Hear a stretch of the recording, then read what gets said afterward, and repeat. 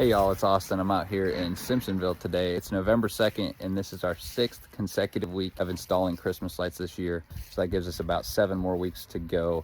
We gave away 2 houses a couple months back on our Facebook page, one in the Upstate, one in our Columbia branch, and I'm here today at the Upstate winner. We're so excited to get these lights on this house finally. I'm gonna throw up a photo or a video if I can get my drone up over here, show y'all what this looks like. But if y'all are interested in getting Christmas lights put on your house, it's definitely not too late. We still have available booking well into the month of November. So give us a call, send us a message here on Facebook, and we would be happy to get you a free quote. I can't do it. I just see Jim and start laughing. I have a pretty funny face. You're just funny, man. You crack me up.